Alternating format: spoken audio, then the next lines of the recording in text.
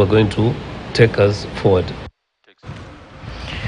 Kwingineko, kama njia mojawapo ya kukabiliana na ukarabati pamoja na wizi wa mabomba ya maji taka unaofanyika mjini Eldoret na viunga vyake, kampuni ya usambazaji maji mjini Eldoret imeendeleza kampeni ya Linda Maji Mtaani ili kuboresha huduma katika kaunti ya Uasin Gishu.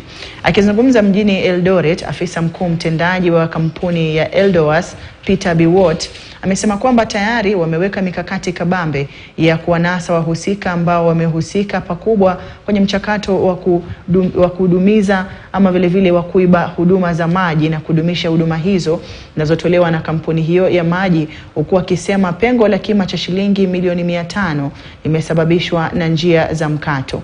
Msamaha umetolewa kwa muda wa mwezi mmoja kwa wale waliokiuka sheria. A revenue month whereby we are going to go to every of our estates here.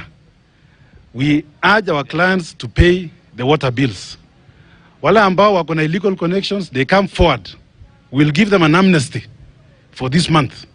Zile penalties ambazo tunacharge 30,000 per illegal connection, we are going to remove those penalties in this month, so that we encourage our citizens here to connect officially. We have meters here over 7,000 meters. So we are ready to give you a meter, you connect, you get billed, you pay for the water, so that we can be able to reach every part of this town.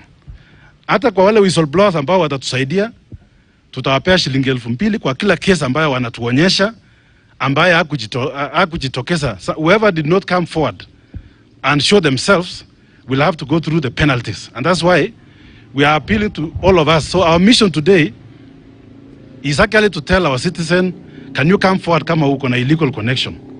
Hata Biblia inasema, ukiokoka, ukitubu dhambi zako, utasamehewa na itabadilika kutoka kuwa nyekundu kama damu na ikuwe nyeupe kama theluji. Na tukiachana